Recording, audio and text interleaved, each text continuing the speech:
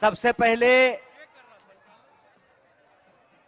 धरती आबा भगवान बिरसा मुंडा की धरती, सिद्धू कान्हू की धरती, नीलांबर पीतांबर की इस धरती, क्रांतिकारियों की भूमि झारखंड का मैं दिल से जय जोहार कहता हूं।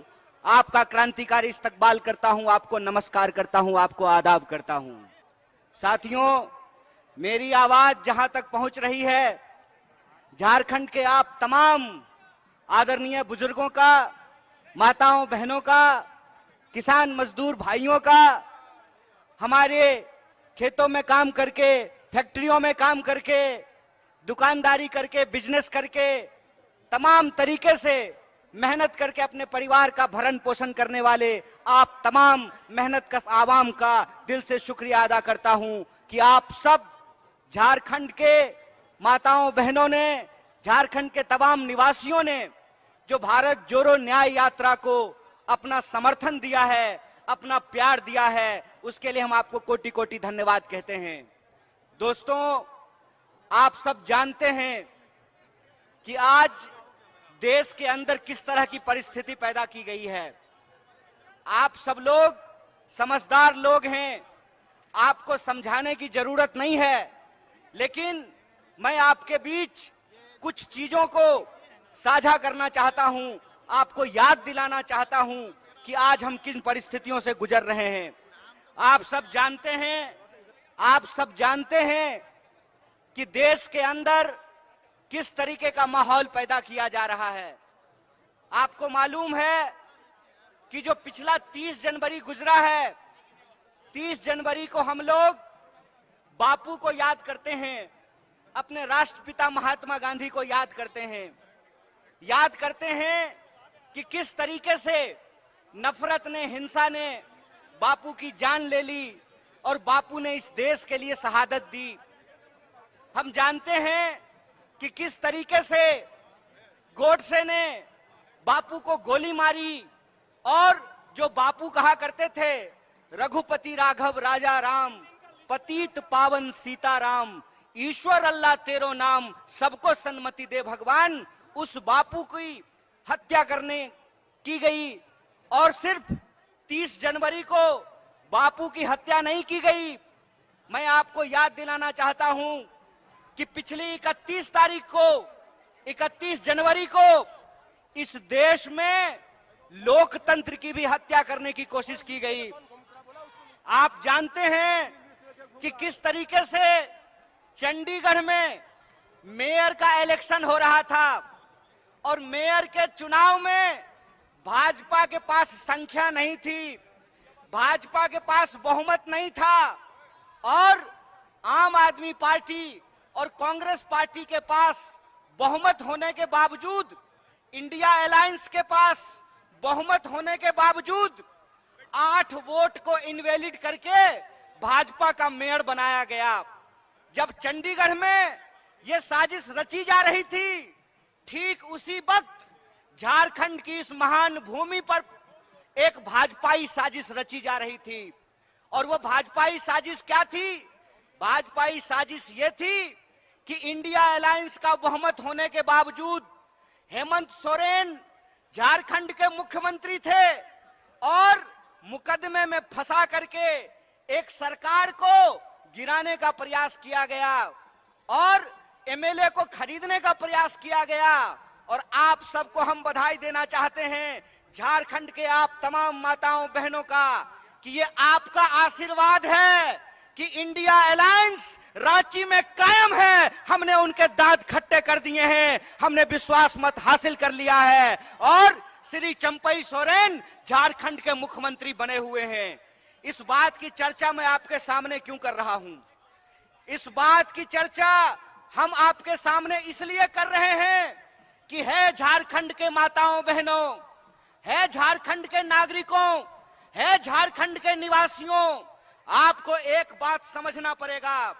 आपको समझना पड़ेगा कि यह भाजपाई साजिश झारखंड के खिलाफ है, यह भाजपाई साजिश आदिवासियों के खिलाफ है, यह भाजपाई साजिश जमहूरियत और लोकतंत्र के खिलाफ है, यह भाजपाई साजिश इस देश में गरीबों के खिलाफ है, किसानों के खिलाफ है, महिलाओं के खिलाफ है, नौजवानों के खिलाफ है। यह बात हमको समझनी पड़ेगी। हमको समझना पड़ेगा कि आज हमारे साथ किस तरीके से एक एक करके हमारे हक और अधिकार छीने जा रहे हैं। हमको समझना पड़ेगा कि किस तरीके से लोकतंत्र का गला दबाया जा रहा है। हमको समझना पड़ेगा कि आज हमारे आप तमाम लोगों की लड़ाई क्या है, संघर्ष क्या है, इस बात को हमको समझना पड़ेगा। एक बात आप हमको सोच करके बताइए कि ये भाजपा के लोग जहां जाते हैं वहां जाकर के सरकार को, चुनी हुई सरकार को खरीदने और बेचने का काम करते हैं, विधायक को खरीदने की कोशिश करते हैं, मुख्यमंत्री को मिलाने का काम करते हैं। बिहार में इन्होंने, आपने देखा क्या किया। बिहार में नीतीश कुमार जी इंडिया अलायंस के पार्ट थे और नीतीश कुमार जी के ऊपर दबाव बनाया और नीतीश कुमार जी पलटी मार करके इंडिया से निकल करके एनडीए में जाकर के शामिल हो गए। वही कोशिश रांची में की गई, वही कोशिश झारखंड में की गई। कोशिश यह किया गया कि यहाँ के मुख्यमंत्री पर भी दबाव बना करके उनको इंडिया से निकाल करके एनडीए में शामिल करा लिया जाए। लेकिन मैं आप तमाम लोगों को बधाई देना चाहता हूं। मैं झारखंड की इस महान भूमि की महान जनता को बधाई देना चाहता हूं कि आपने भाजपा इस साजिश को नाकाम किया और उनको बता दिया कि हम बिकने वाले नहीं हैं, हम बेचने वाले नहीं हैं, हम इस देश को बचाने वाले लोग हैं। बोलिए, आप बेचने वाले हैं कि बचाने वाले हैं? आप बेचने वाले हैं कि बचाने वाले हैं? अगर आप बचाने वाले हैं तो मैं आप तमाम लोगों को एक बात कहना चाहता हूं कि ये कांग्रेस पार्टी का संकल्प है, ये कांग्रेस पार्टी का संकल्प है, ये राहुल गांधी का संकल्प है।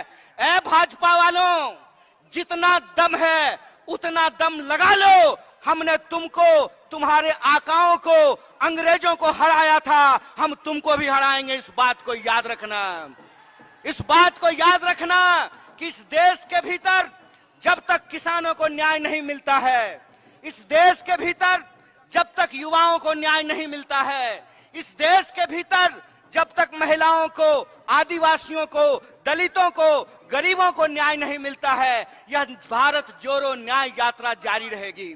और यह भारत जोड़ो न्याय यात्रा की ताकत है कि हम जहां जहां जा रहे हैं, जहां जहां होती है भारत जोड़ो न्याय यात्रा की आहट, वहां बढ़ने लगती है भाजपाई घबराहट। जहां जहां होती है भारत जोड़ो न्याय यात्रा की आहट, वहां वहां बढ़ने लगती है भाजपाई घबराहट। और ये घबरा करके हमारी चुनी हुई सरकार को गिराने का प्रयास करते हैं। ये कोशिश करते हैं कि आम आवाम को आपस में लड़ाया कैसे जाए। आप जानते हैं कि हमारा देश अंग्रेजों के पास 200 साल तक गुलाम रहा। और यह गुलामी क्यों रही?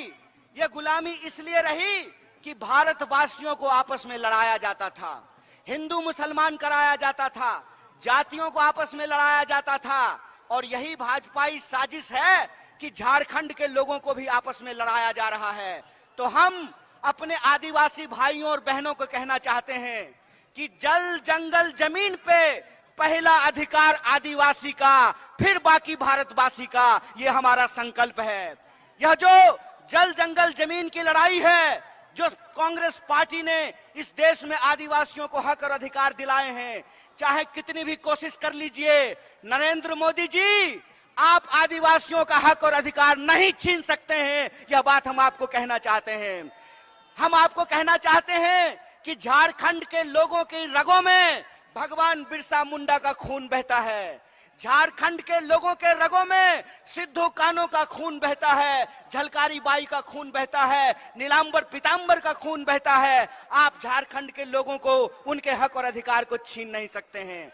इसीलिए हम आप तमाम लोगों से एक अपील करना चाहते हैं कि जिस तरीके से आज आदिवासी लोगों को लड़ाने का प्रयास किया जा रहा है, हमारी पार्टी झारखंड के भीतर इस मत के साथ है कि जो सरना लोग अधिकार मांग रहे हैं, अलग धार्मिक कोड का अधिकार मांग रहे हैं, भारतीय राष्ट्रीय कांग्रेस सरना कोड का पूरे दिल से समर्थन करती है, पूरे दिल से समर्थन करती है। और जो पेशा कानून हम लेकर के आए हैं, उस पेशा कानून को ये बदलने की कोशिश कर रहे हैं। जो पब्लिक सेक्टर कांग्रेस पार्टी ने बनाया, बोकारो में स्टील प्लांट खोला, धनबाद, बोकारो, टाटा, तमाम जगह पे जो पब्लिक सेक्टर बनाए गए, आज नरेंद्र मोदी जी उस पब्लिक सेक्टर को बेचने का काम कर रहे हैं। इसीलिए मैं अपने गरीब भाई बहनों से कहना चाहता हूं, ए भाइयों और बहनों, एक बात याद रखिएगा, बिन हवा न पत्ता हिलता है, बिन लड़े न कुछ भी मिलता है। इसलिए हमको अपने हक और अधिकार के लिए लड़ना पड़ेगा। बोलिए, आप अपने हक और अधिकार के लिए लड़ने के लिए तैयार हैं कि नहीं है?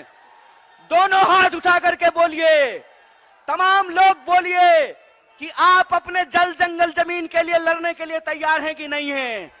अगर आप अपने जल जंगल जमीन के अधिकार के लिए लड़ने के लिए तैयार हैं, तो हम नरेंद्र मोदी की साजिश को नाकाम करेंगे। देश को बांटने की जो साजिश है नरेंद्र मोदी की, उसको हम नाकाम करेंगे। हम आरएसएस और बीजेपी की साजिश को नाकाम करेंगे। यह देश 140 करोड़ लोगों का था, है और रहेगा। इस देश में सबका अधिकार बराबर रहेगा। डॉक्टर बाबा साहब भीमराव अंबेडकर ने एक संविधान लिखा है। उस संविधान की ताकत यह है कि इस देश में तमाम इंसान के अधिकारों को बराबर किया गया है। मैं आपसे कहना चाहता हूं कि हमारे और आपके बीच में क्या रिश्ता है? हमारे और आपके बीच में संविधान का रिश्ता है। और संविधान का रिश्ता क्या होता है? संविधान का रिश्ता यह होता है कि ये जो मंच पे बैठे हुए लोग हैं, देख लीजिए इनको, ये जो मंच पे बैठे हुए लोग हैं, इनका भी वोट एक है। और आप जो जनता नीचे जमीन पे बैठे हुए हैं, आपका भी वोट एक है। ये संविधान की ताकत है, ये डॉक्टर बाबा साहब भीमराव अंबेडकर की ताकत है। इसीलिए जब हम महात्मा गांधी को याद करते हैं, तो हम महात्मा गांधी को याद करते हैं इस देश की एकता के लिए।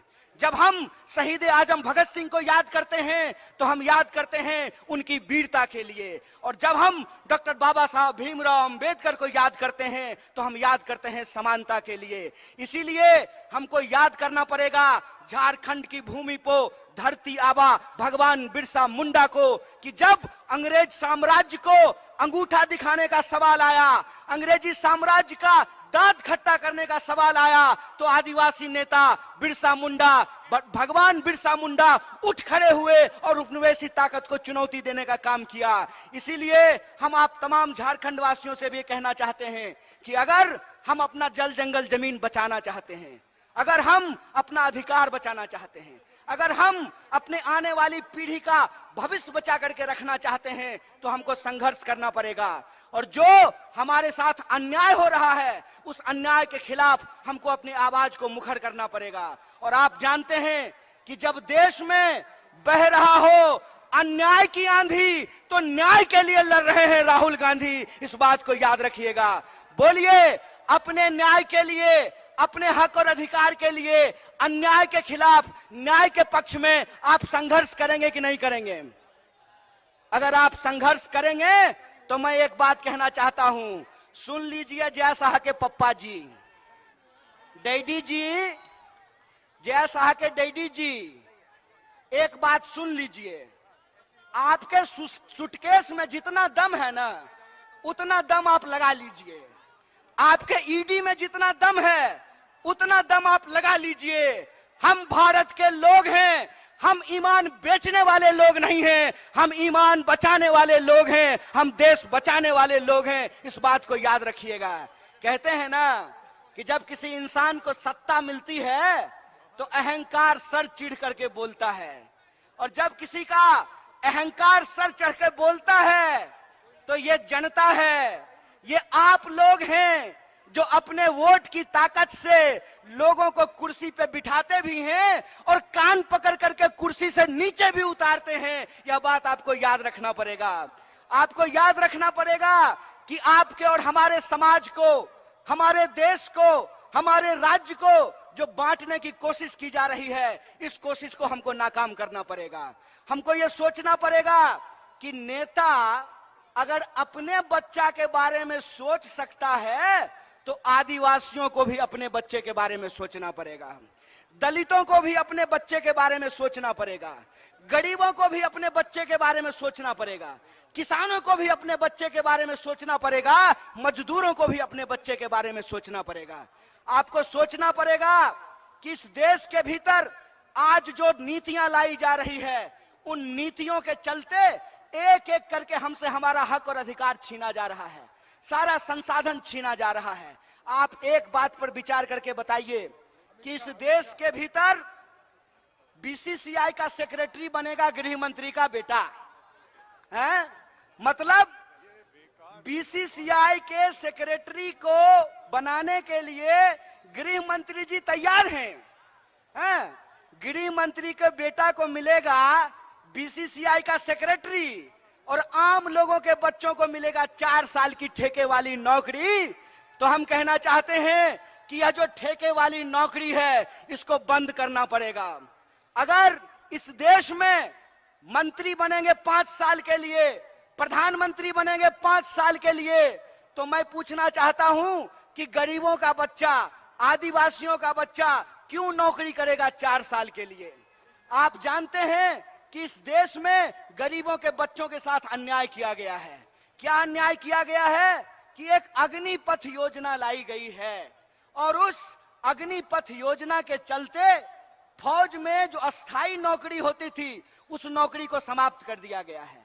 आप कोई भी डिपार्टमेंट उठा करके देख लीजिए, अस्थाई नौकरियों को समाप्त किया जा रहा है, ठेके पे नौकरी दी जा रही है। तो मैं आपसे ये पूछना चाहता हूं कि जब इस देश में प्रधानमंत्री 5 साल के लिए होगा, तो अग्निवीर में 4 साल के लिए नौकरी क्यों दी जा रही है? ये इस देश के नौजवानों के साथ अन्याय किया जा रहा है। इसीलिए मैं नौजवानों से अपील करना चाहता हूं, हे नौजवान, ये आपके हक और अधिकार की लड़ाई है। अगर आप अपने हक और अधिकार के लड़ाई के लड़ने के लिए तैयार हैं, तो आपको न्याय योद्धा बनना पड़ेगा।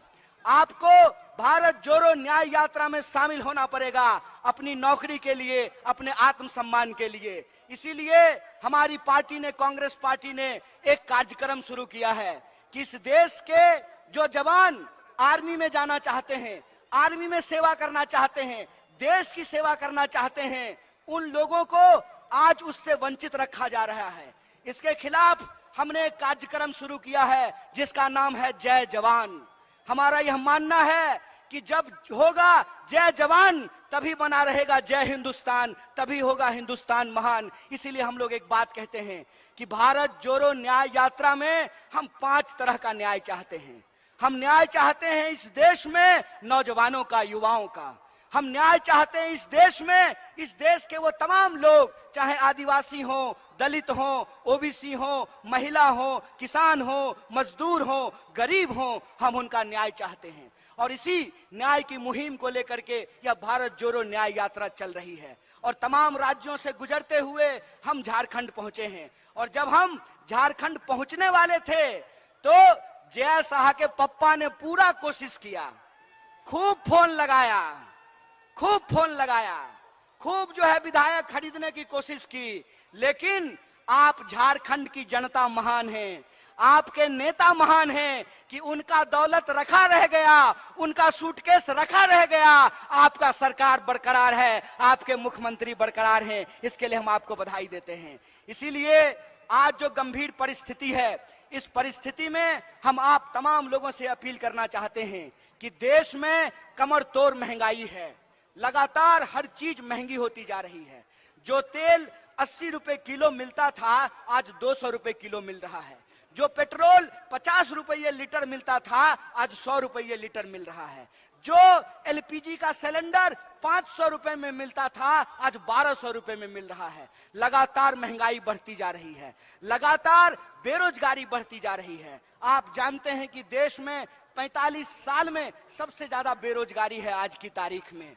भारत दुनिया का सबसे नौजवान देश है, दुनिया का हर 5वां नौजवान भारतीय है। लेकिन हमारा दुर्भाग्य यह है कि आज देश में सबसे ज्यादा बेरोजगारी है। एक तरफ कमर तोड़ महंगाई है, दूसरी तरफ कमर तोड़ बेकारी है, और तीसरी तरफ आप आए दिन यह खबर सुनते होंगे कि महिलाओं के ऊपर अत्याचार हो रहा है।